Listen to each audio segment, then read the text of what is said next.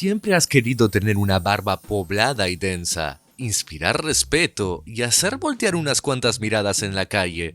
Pero los dioses de la barba no han sido benéficos contigo. Sin embargo, ¿has escuchado alguna vez sobre el minoxidil y sus bondades para el crecimiento de la barba, bigote o cabello?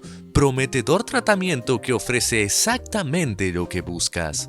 Pero, ¿es realmente verdad que el minoxidil hace crecer la barba y el cabello? Si te preguntas o al menos has considerado intentar aplicarte el minoxidil y estás en la búsqueda de este producto en farmacias y centros comerciales, pero encuentras una variedad de marcas y muchas presentaciones, te das cuenta que en el mercado hay una variedad de productos que dicen tener minoxidil al 1 y hasta el 10%. La lógica moderna, la ideología capitalista o simplemente la desesperación te hace pensar que entre más mejor. Pero, ¿esto es realmente cierto? ¿El minoxidil del 10% te hará tener más barba que el del 1%? Aquí responderemos estas preguntas bajo la premisa de que no siempre tener más porcentaje de minoxidil es mejor.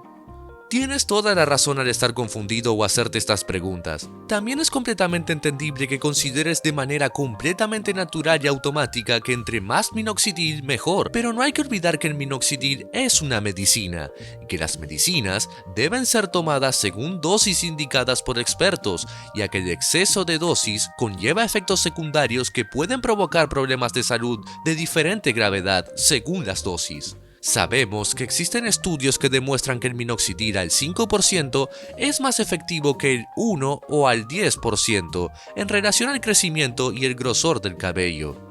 Entonces, ¿el exceso del minoxidil causa daño?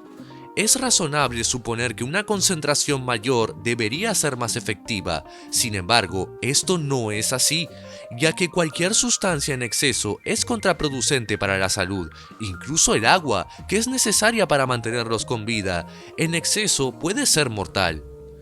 Tomemos el ejemplo de la aspirina. Tomada en dosis recomendadas, el ingrediente activo de la aspirina reduce el dolor y la fiebre por medio de la vasodilatación, específicamente de los músculos de las paredes de las arterias y las venas, lo que evita que los músculos se tensen y las paredes se estrechen. Como resultado, la sangre fluye por los vasos sanguíneos con mayor facilidad.